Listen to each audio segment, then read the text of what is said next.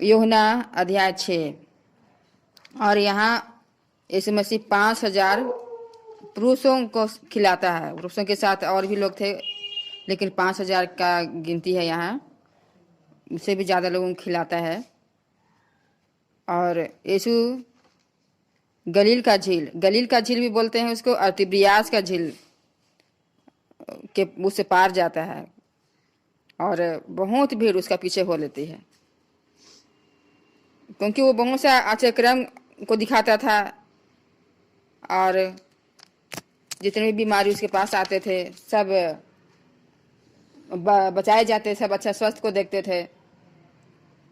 और यीशु पहाड़ पर चढ़ जाता है, देखता है बहुत बड़ी भीड़ है, तो पहाड़ पर चढ़ जाता है और अपने चेलों के साथ वहाँ बैठ गया। तो हम जैसे बैठ के उपदेश दे रहे हैं, ऐसे यीशु भी क्या करता था, ऊंचे पहाड़ पर बैठ कर उपदेश देता था। आजकल के सब पास्टर लोग सब कोई क्या होता है, या तो घूम घूम के प्रचार करते हैं ना, और स्टेज में घूमते हैं इधर उधर, और उसके भी या तो खड़ा रह के प्रचार करते हैं। लेकिन हम लोग यीशु क्या करता था, हमेशा पहाड़ में बैठ जाता था ऊंचाई पर ना, क्योंकि बहुत लंबा चौड़ा उपदेश देता था। और उसका उपदेश को बहुत कहानी जैसे लोग बैठ के सुनते रहते थे। कोई बैठ के सुनता था, कोई खड़ा होकर सुनता था, जैसा जैसा वो लोग चाहते थे वैसा वो लोग सुनते थे। और जब यीशु मसीह आंख उठाकर देखता है तो बहुत बड़ी भीड़ आ रहा, बहुत ज्यादा भीड़ आते जा रहा है। फिलिप्पुस से कहता है कि ऐसा वीरान स्थान है, और ये लोग कहाँ से मतलब भोजन खरीदेंगे, कहाँ से रोटी मोल के लाएंगे, क्योंकि वो जानता था, वो तो परखने के लिए फिलिप्पुस ऐसा कहता था कि वो क्या करने वाला, क्योंकि हम लोग का यीशु मसीह तो खुद जीवन की रोटी है। और इसलिए वो मन में सोच रहा था कि फिलिप्पुस क्या जवाब देता है।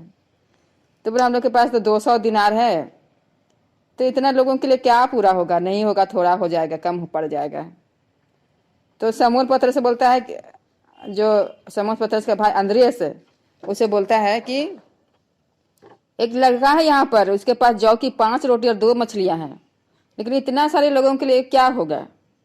फिर भी ऐसे बोलता है कि ठीक है। उस जगह घास बहुत ज्यादा था, तो बोला कि सबको बैठा दो 50-50 करके। 5,000 के लोग थे, और यीशु सबको बैठा देता है, और यीशु रोटी लेता है और फिर धन्यवाद करता है, और सबको बांटने के लिए बोल देता है।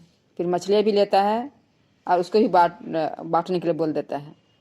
जब भी हम लोग के घर में भोजन रहता है ना, खाने के लिए थोड़ा सा रहता है और पेट नहीं भरेगा, इससे क्या होगा, ऐसे लगता है ना, तो आप लोग प्रार्थना करके खाइए। प्रार्थना करके खाएंगे तो क्या हो जाएंगे, कैसे बढ़ गया ना, 5 रोटी और 2 मछली, वैसे ही बढ़ जाएगा, वैसे हम लोग को उतने ही में पेट भर जाएगा। तो परमेश्वर इसको इसलिए लिखा है कि जो पढ़ेगा वो लोग समझे कि परमेश्वर किस तरह धन्यवाद दिया और इतने लोगों को खिला दिया। उसी तरह हम लोग के घर में जब भी राशन पानी आता है तो उसको आशीष कीजिए, ताकि वो बीच महीना में ख़त्म ना हो जाए। पैसा को आशीष कीजिए, प्रार्थना कीजिए, और ताकि वो पैसा क्या हो, महीना भर चलते रहे, और जब तक आपको पैसा नहीं मिलता तब तक वो पैसा आपका रहे। ऐसा कीजिएगा तो हमेशा भरपूरी रहेगा। और क्या हुआ, सब कोई खाए और तृप्त हुए, और बच भी गया, कुछ फेंका नहीं जाएगा, जो बच गया उसको बटोर लो। और वो लोग जब टोकरी में भरते हैं तो 12 टोकरी देखिए उठाते हैं वो लोग। कितना आश्चर्य क्रम, ऐसे आश्चर्य क्रम हम लोग का जीवन ही प्रभु करता है, अभी भी करता है। वो प्रभु आज भी वैसा ही है, जैसे 2000 साल पहले आया था वैसे ही आज भी है, और आज भी इसी चमत्कार दिखाता है, यदि हम लोग विश्वास करेंगे तो। और उसको देखकर, उस चमत्कार को देखकर लोग बोले कि यही है मसीहा, जरूर यही है, और उसको राजा बनाने के लिए पकड़ने के लिए चले गए उसके पास। लेकिन यीशु पहाड़ पर चल जाता अकेले, और उसका चेले लोग अलग झील के उस पास चल जाते हैं। और यीशु उनके साथ तो नहीं जाता है, उनके पास नहीं गया था, और वो लोग झील में जा रहे हैं चेले लोग। और क्या हो जाता है, जब प्रभु नहीं होता है हमारे साथ में, तो इसी तरह जब हम लोग अकेले जाते हैं ना, तो इसी तरह हम लोग का जीवन में आंधी तूफान आने लगेगा, जैसे इनके जीवन में आंधी तूफान आने लगा। क्योंकि वो लोग खेते खेते 3-4 मील के लगभग निकल गए थे, और वो लोग जब बहुत दूर निकल गए थे तब यीशु को देखते हैं एकदम नाव के निकट आते हुए, चलते हुए, पानी में चलते हुए आते हुए देखते हैं। एक तो आंधी के कारण वो लोग, जो लहरें भी उठ रहा था, उसके द्वारा वो लोग जल्दी से नाव खेल ही नहीं सके, उस पार हो नहीं सके। और फिर यीशु आ गया और यीशु को देखकर और डर गए। एक तो आंधी तूफान उठ रहा है, ऊपर से कौन भूत आ रहा है सोच रहे हैं वो लोग। तब यीशु जानता है कि लोग डर गए हैं, तब बोलता है मैं हूं, मत डरो, डरो मत। तो इसी तरह जब हम लोग को डर लगेगा, यीशु ही रहेगा और हम लोग को डर लगेगा ना, उल्टा ही सोचेंगे। कभी कभी शैतान को भी यीशु सोचेंगे और बात सुनेंगे। और ये लोग भी यीशु मसीह को सोच रहे भूत है और लोग डर गए। लेकिन जब भी हम लोग डरेंगे, यीशु जरूर बोलेगा डरो मत, मैं हूं। और उसके बाद जैसे वो लोग उसको नाव पर चढ़ा लेते हैं, और जैसे ही वो नाव पर यीशु मसीह चढ़ता है, वो लोग उस स्थान पर जहां लोग जाने वाले थे तुरंत पहुंच गए। जब तक हम लोग का जीवन में प्रभु यीशु नहीं रहेगा ना, तो हम लोग जो भी काम करना चाहते हैं वो काम को तुरंत खत्म कर नहीं सकेंगे। लेकिन जैसे यीशु को हम लोग अपने जीवन में स्वीकार करेंगे, तो हम लोग वो काम को खत्म कर देंगे, और जहां हम लोग जाने वाले वहां भी पहुंच जाएंगे। हम लोग का जो मकसद है वो भी पूरा हो जाएगा। यीशु के बिना हम लोग कुछ भी नहीं कर सकते हैं, क्योंकि इतना देर तक वो लोग खेते रह गए, वो लोग पार ही करने नहीं सके। और जैसे यीशु मसीह आया, वैसे ही उनका जीवन, मतलब उसका नाव क्या हुआ, जहाँ लोग जाना चाहते थे वहाँ वो लोग तुरंत पहुँच के जाते हैं। और तुरंत वह नाव उस स्थान पर जा पहुंची जहाँ वे जा रहे थे। तुरंत जब यीशु उस पर चढ़ा, तो हम लोग का भी जीवन रूपी नाव में हम लोग का शरीर जो लोग यात्रा कर रहे हैं, उसमें यीशु अगर हमारे साथ रहेगा, तो हम लोग का भी जीवन जल्दी ही क्या हो जाएगा, यीशु के साथ कट जाएगा। अभी देखिए कितना जल्दी हम लोग यीशु मसीह के साथ चल रहे हैं, हमेशा उसके संगति में आ रहे हैं, उसके चरणों पर बैठे हैं, इस तरह का समय हम लोग बिता रहे हैं। तो कितना हम लोग का समय कितना तेजी से चल रहा है। पिछले साल ऐसा लगा था कि हम लोग मतलब 1 साल हो गया, पता ही नहीं चलता। लगता है कि कुछ ही दिन पहले तो हम लोग क्या मनाए थे, क्रिसमस गैदरिंग मनाया था, और अब तुरंत पहुंच गया। अभी तक हम लोग तो 1 तारीख मना के बीत जाते ना, लेकिन तुरंत सोचिए कितना जल्दी, मतलब 2019 खत्म कर दिए हम लोग। हमको तो यकीन ही नहीं आता है कि हम लोग 2016 में आते हैं, 16, 17, 18, 19 खत्म हो गया। एकदम 3.5 साल हम लोग का हो गया। सब लगता है कि अभी तो हम लोग हाल ही में घर बनाए हैं इतना साल गुजर गया, पता नहीं चला यीशु के साथ चल रहे हैं हम लोग। यीशु को ढूंढने के, यीशु को तो लोग बहुत ढूंढ रहे हैं। किस लिए ढूंढते हैं लोग? चमत्कार देखने के लिए या खाने के लिए। अब वो लोग जान रहे थे कि यीशु तो दूसरा पार चला गया, झील के उस पार चला गया है। तो ये लोग भी देखे थे यीशु को जाते हुए, और लिखा कि और यीशु अपने चेलों के साथ उस नाव पर नहीं चढ़ा था, परंतु केवल उसके चेले ही गए थे। तब अन्य नाव भी तिबिरियास से उस जगह के निकट आए। वहाँ जितने भी लोग थे वो लोग भी आते हैं, और जहाँ उन्होंने प्रभु के धन्यवाद करने के बाद रोटी खाई थी। इसलिए जब भीड़ ने देखा कि यहाँ ना यीशु है और ना उसके चेले, तो वो लोग भी नाव में चढ़ के यीशु को ढूंढते हुए वो लोग कफरनहूम पहुंच गए। जहाँ यीशु पहुंचा था वहीं पहुंच गए। और जब झील के उस पार वो लोग मिलते हैं, भीड़ मिलती है, तो वो लोग बोलते हैं हे रब्बी, मतलब हे गुरु, तू यहाँ कब आया? ये लोग ढूंढते वहाँ पहुंच गया। और सोचे थे लोग तो चेले लोग सिर्फ वहाँ गए थे, तो यीशु मसीह तो यहाँ नहीं पहुंचा था, तो ये कब आ गया, सोच रहे हैं। तब क्योंकि लोग देखे थे कि यीशु तो अकेले गया था वहाँ, मतलब यीशु तो मतलब दूसरा तरफ चला गया था, और ये लोग चेले लोग अकेले गए थे और उनके साथ नहीं गया था। वो तो रात में फिर गया था पैदल चलते चलते से। और इसलिए बहुत उसको आश्चर्यचकित होता है कि यीशु कैसे यहाँ आ गया। तो यीशु बोलता है कि मैं तुमसे सच सच कहता हूँ, तुम मुझे इसलिए नहीं ढूंढते हो कि तुमने आश्चर्यक्रम देखे हैं ना। तुम लोग मेरा आश्चर्यक्रम देखा इसलिए नहीं तुम मुझको ढूंढ रहा है। तुम लोग रोटी खा के बहुत तृप्त हो गया है, अब सोच रहा है कि इसके पीछे पीछे चलना चाहिए, तो हम लोग को रोटी खिलाइबे करेगा जब भी भूख लगेगा तब। इसलिए बोल रहा है कि तुम लोग रोटी खा के तृप्त हुआ, इसलिए मेरे पीछे आया है और खाने के लिए आया है। और इसलिए बोल रहा है नासवान भोजन के लिए परिश्रम ना करो ना। आज लोग क्या कर रहे हैं? नासवान चीज के लिए एकदम भाग रहे हैं, उसके पीछे जा रहे हैं, सबसे ज्यादा पीछे जा रहे हैं। परमेश्वर का समय को नजरअंदाज करके, मतलब दूसरा चीज में ध्यान दे रहे हैं लोग। तो इसलिए बोला कि जो नासवान चीज है, जिससे पेट नहीं भरता है, उसके लिए परिश्रम क्यों करते हो? उस भोजन के लिए हम लोग को मेहनत करना है जो अनंत जीवन तक ठहरेगा, यीशु मसीह, जिसे मनुष्य का पुत्र तुम्हें देगा। क्योंकि यीशु मसीह जो हम लोग को देगा, क्योंकि पिता परमेश्वर उसी पर मोहर लगा दी है, उसी पर छाप लगा दिया कि यही है जिसके द्वारा लोग अनंत जीवन पाएंगे। रोटी के द्वारा वो लोग अनंत जीवन नहीं पाएंगे। रोटी जो खाएगा, वो शारीरिक भोजन जो खाएगा, वो तो एक दिन मरेगा ही और मिट्टी में मिल जाएगा वो लोग। लेकिन जो प्रभु का जो वचन है, जो हम लोग जैसे रोज दिन खाते हैं, जो प्रभु का जो वचन है, वही हम लोगों का क्या है? आत्मिक भोजन है, बल्कि वचन ही यीशु है। तो हम लोग उस भोजन को खा रहे परमेश्वर की इस वचन पर ही पिता परमेश्वर छाप लगा दिया है। तो लोग बोलते हैं कि परमेश्वर का कार्य को करने के लिए हम क्या करें? परमेश्वर का कौन सा हम कार्य करेंगे तो मतलब वो अच्छा होगा? तो इस उत्तर देता है कि परमेश्वर का कार्य यह है कि तुम उस पर जिसे उसने भेजा है विश्वास करो।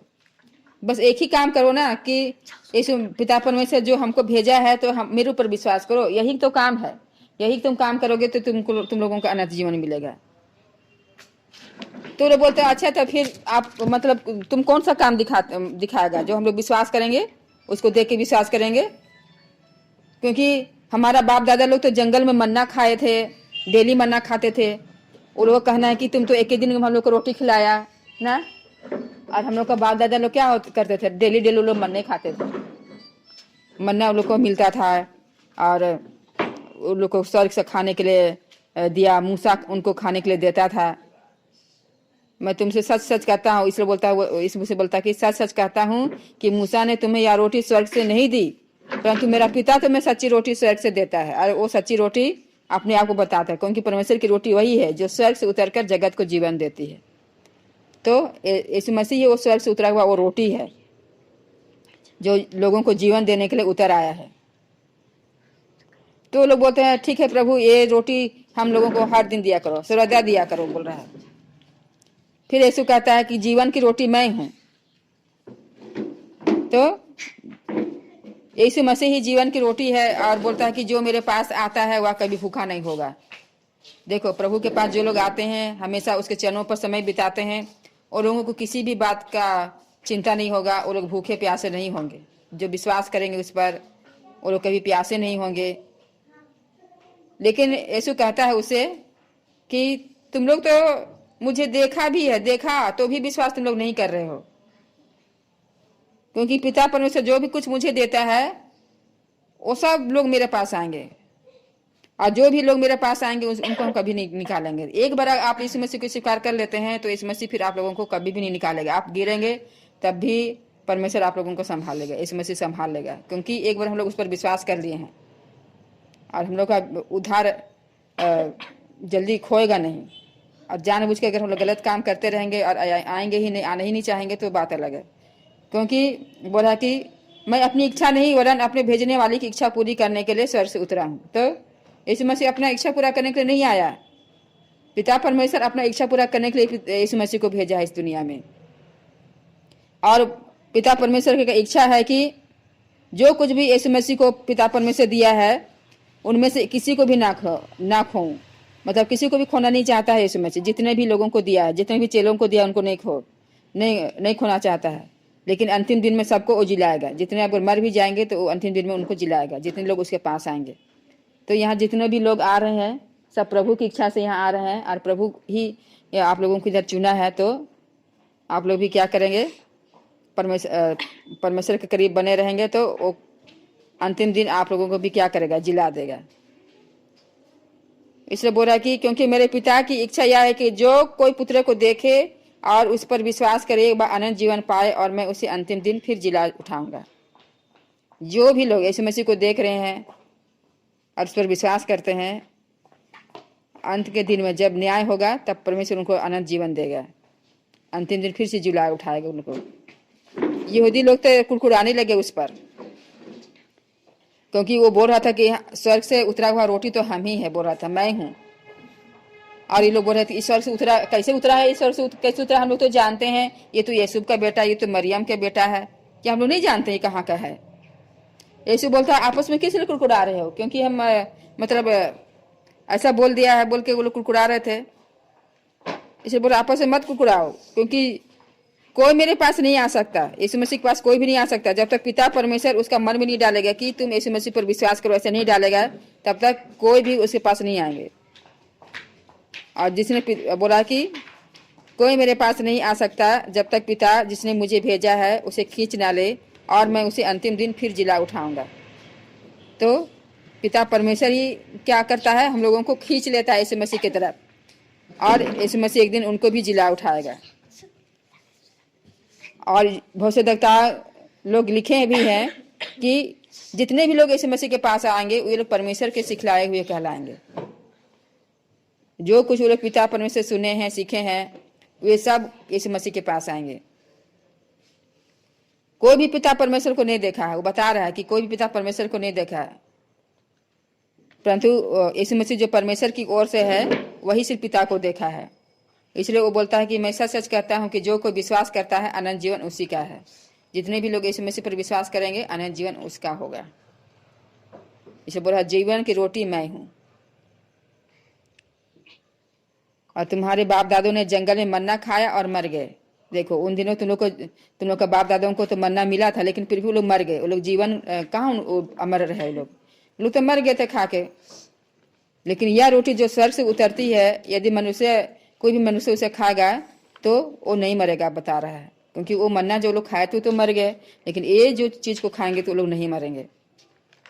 जीवन की रोटी जो स्वर्ग से उतरी मैं हूँ बोल रहा। फिर और यदि कोई इस रोटी में से खाए तो सदा जीवित रहेगा।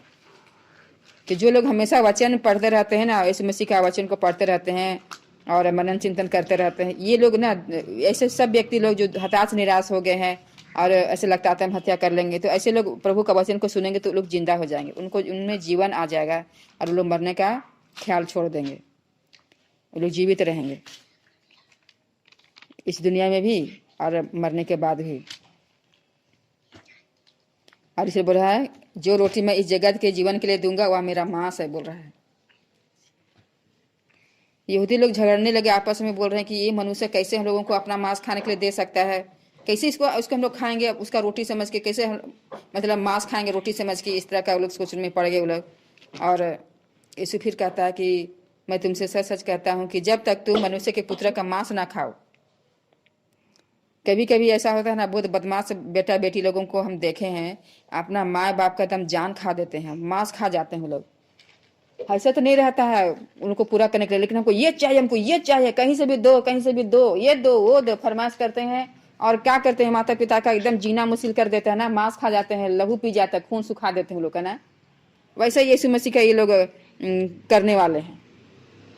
तो और माता पिता लोग एकदम कठिन मेहनत करते हैं और अपना बच्चों का खुशी के लिए क्या करते हैं, खटते खटते खटते अपना शरीर को भी नहीं देखते हैं। माँ से सूख जाता है, उनका खून भी सूख जाएगा, बुढ़िया हो जाएंगे तुरंत चिंता फिक्र में, उनका चाहत को पूरा करने का चक्कर में। और इस तरह लोग क्या करते हैं, कुछ काम धाम नहीं करेंगे, बच्चे लोग सिर्फ माता पिता को खटवाएंगे, बस वही लोग खटते रहेंगे और वो लोग देखते रहेंगे। तो ऐसा करके लोग क्या करते हैं, मांस खाते हैं, लहू पीते हैं, मेहनत का कमाई मतलब करते हैं। माता पिता लोग लहू बहाते हैं, अपना पसीना बहाते हैं, खून सुखाते हैं और ये बच्चे लोगों को जीवन देते हैं, अच्छा जीवन, अच्छा फैसिलिटी सब कुछ देते हैं। उसी तरह यीशु मसीह भी दुनिया में आया और जब उसको क्या किए लोग, जब तक उसको दम अपना नहीं मार के नहीं मुराया, उसका मांस को दम चिथड़ा चिढ़ा करके मार के ठीक नहीं किया, जब तक मर नहीं गया और जब तक उसका एक एक लहू नहीं बहा दिए वो लोग, तब तक उनको कहाँ चैन आया। इसीलिए बोला तुम लोग जब तक हमको ऐसा नहीं करोगे ना, तब तक तुम लोग में जीवन नहीं होगा। मेरा शरीर, मेरा जो मांस है ना, जो खाता है, मेरा लहू पीता है, जितने लोग ऐसा करेंगे अनंत जीवन उसी का है, वो लोगों को अनंत जीवन मिलेगा। इसीलिए तो वो आया है। और मैं उसे अंतिम दिन फिर जिला उठाऊंगा, क्योंकि मेरा मांस और वास्तव में खाने की वस्तु है, बोल रहा है, और मेरा लहू वास्तव में पीने की वस्तु है। इसलिए बोला जो मेरा मांस खाता है और मेरा लहू पीता है वह मुझ में बना रहता है, मुझ में स्थिर बना रहता है। तो यदि हम लोग हमेशा यीशु मसीह का जो मांस है और जो लहू है उसको हम लोग खाएंगे पिएंगे, तो हम लोग प्रभु यीशु मसीह में हमेशा स्थिर बना रहेंगे, क्योंकि उसका मांस उसका लहू हम लोग में दौड़ने लगेगा और हम लोग उसमें हमेशा बने रहेंगे। कोई भी इंसान जब मरने वाला रहता है ना, तो खून उसका खत्म हो जाता है, तभी वो मर जाते हैं। खून इसलिए खून चढ़ा जाता है। इसलिए यीशु मसीह का खून अगर हम लोग में बना हुआ है तो क्या होंगे, हम लोग ना स्थिर रहेंगे, हम लोग जिंदा रहेंगे। और इसलिए बोल रहा है जैसा जीवित पिता ने मुझे भेजा है और मैं पिता के कारण जीवित हूँ। तो पिता परमेश्वर हमको भेजा है इस दुनिया में और उसी के कारण तो हम अभी जीवित हैं। और जो लोग भी मुझे खाएंगे वो लोग मेरे ही कारण ही जीवित रहेंगे। और जो रोटी स्वर्ग से उतरी यही है। तो बोला हम स्वर्ग से उतरे हुए हैं, आत्मिक रोटी के विषय में बात कर रहा है। उस रोटी के समान नहीं जो बाप दादा लोग खाए फिर मर गए। क्योंकि उस जमाने में जब लोग मर रहे थे तो वो लोग ना मतलब स्वर्ग नहीं जाते थे। स्वर्ग यीशु मसीह जब आया इस दुनिया में और जब मर के फिर तीसरा दिन जी उठा, तब से लोग स्वर्ग जाने लगे हैं। लेकिन उस समय तो लोग एक मतलब ऐसा स्थान में रहते थे जहाँ आत्मा एकदम शांत रहता था, कुछ नहीं जानते हैं। इसलिए यीशु मसीह बोलता था ये लोग सो गए हैं, प्रभु में सो गए हैं, जैसे लाजर सो गया था ना। तो क्योंकि जब वो जी उठा उसको 4 दिन के बाद जिंदा किया लाजर को, तो लाजर कुछ बताया कि हम कहाँ थे? नहीं बताया ना, वो जानता ही नहीं था कि हम कहाँ हैं। तो ऐसा स्थान पहले चले जाते थे। लेकिन अब लोग जो अच्छा काम किए लोग स्वर्ग जाते हैं, जो बुरा काम किए लोग नरक जाते हैं। और एक दिन उन जो नरक गए हैं उनका भी वो लोग भी एक दिन जी उठेंगे। और जो लोग जैसे जो लोग पाप करके मर गए हैं और पछता के मर गए हैं, ऐसे लोग भी अभी भी शांत स्थान में पड़े हुए हैं, उनका आत्मा शांति पा रहा है। और एक दिन उनको भी परमेश्वर जिला उठाएगा न्याय करने के लिए। और इसलिए यहाँ पर बोल रहा है कि जो बाप दादा लोग खाए थे वो लोग तो मर गए, लेकिन जो कोई ये रोटी खाएगा वह सर्वदा जीवित रहेगा। तो यीशु मसीह का जो वचन है उसको हम लोग अगर हमेशा खाते रहेंगे, उसमें मनन चिंतन करते रहेंगे, उस पर चलेंगे, तो हम लोग सर्वदा जीवित रहेंगे। और ये बातें उसने कफरनहूम में एक आराधनालय में उपदेश देते समय कहा। अब बहुत सारे चेले लोग सुन रहे थे और लोग बोल रहे थे कि ये जो बोल रहा है ना बहुत कठोर बात बोल रहा है, कौन सा मांस खाएगा, कौन इसका लहू पिएगा? हम लोग नहीं पीने वाले हैं, सोच रहा है वो लोग। इसे कौन सुन सकता है? ऐसे तो तुरंत जान गया मन में, क्योंकि तो मन का स्वामी है, मन के विचारों को बहुत जल्दी जान जाता था। इसलिए जान गया और जान गया कि मेरे चेले कुड़कुड़ा रहे हैं हम जो बात बोले हैं। इसलिए बोलता है कि हम तुम लोग को ऐसा बात बोले तो तुम लोग को ठोकर लगता है, मतलब तुम लोग मेरे ऊपर विश्वास नहीं करना चाह रहा है, ठोकर लगता है। अभी तुम लोग को ये बात बोले तो तुम लोग ऐसा सोच रहा है। यदि तुम लोग सचमुच वहां देखोगे जहां से हम उतरे हैं, जहां हम लोग स्वर्ग गए, स्वर्ग से उतरे हैं, वही स्वर्ग को अगर तुम लोग जाते हुए एक दिन देखोगे मुझे, तो फिर क्या होगा? तो फिर क्या करोगे तुम लोग? तभी ठोकर खाएगा तुम लोग? नहीं ना, उसमें नहीं खाएगा तुम लोग। इसलिए ठोकर लगता है, से पूछ रहा है। देखो आत्मा तो जीवनदायक है बोल रहा है। आत्मा से जो भी बात पर यीशु मसीह बोल रहा है वो जीवनदायक है, जीवन देने वाला है, और शरीर से कुछ भी लाभ नहीं है। और जो बातें मैं तुमसे कही है वे आत्मा है। तो जितने भी बातें देखिए, जितने भी बात पुस्तक में लिखा हुआ वो आत्मा है। अभी हम जो बोल रहे हैं वो आत्मा है, आत्मा का आवाज है।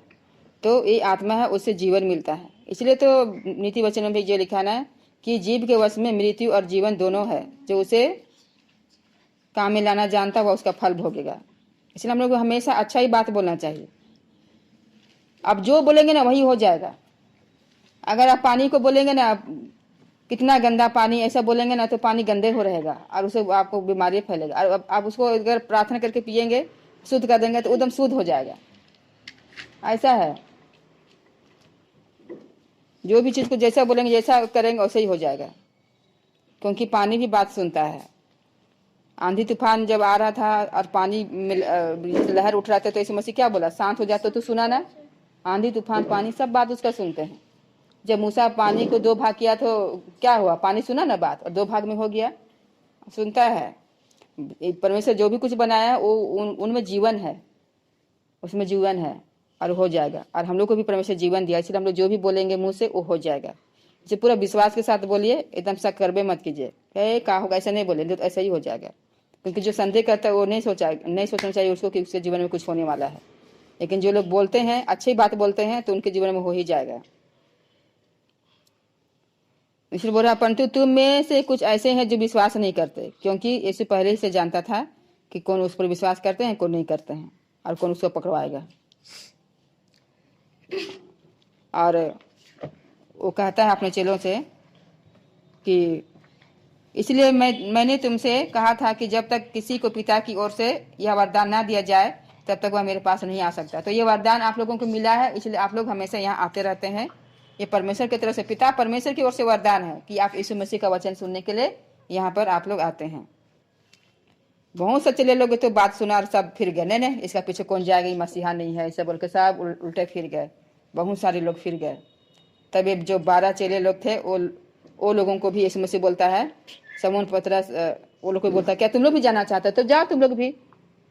तो शमौन पतरस बोलता है कि हे प्रभु हम किसके पास जाएं, अनंत जीवन की बातें तो तेरे ही पास है ना, अनंत जीवन का बात तू ही कह रहा है और हम लोग किसके पास जाएं, कोई ऐसा बात नहीं कह सकता है।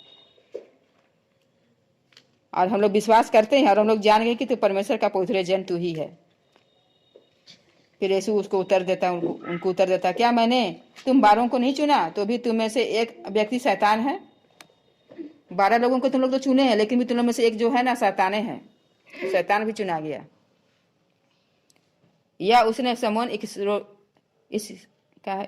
इस्करियोती के पुत्र यहूदा के विषय में कहा था, क्योंकि वही जो 12 में से एक था उसे पकड़वाने को था। यीशु मसीह सब जानता था कौन पकड़वाने वाला है, कौन क्या करने वाला है, सबको चुना। तो चाहे कोई ठोकर खाए या कुछ भी खाए, लेकिन हम लोगों को प्रभु पर विश्वास बनाए रखना है। और कितना तरह का क्या हो गया है, चर्च स्थापित हो गया है, मतलब कितना कलीसिया खुल गया है। हाँ, यहोवा विटनेस, मतलब यहोवा के साक्षी, माता यरूशलेम ना, ओनली जीसस, केवल जीसस, और बहुत सारा ऐसे बहुत सारा मतलब चर्च आ गया है। आज सब बोलता है मेरे ही सही है, मेरे ही सही है। हाँ, लेकिन हम लोग बाइबल में जो पढ़ते हैं वही सही है ना। तो इसी पर हम लोग को बने रहना है, इस मसीह पर बने रहना है।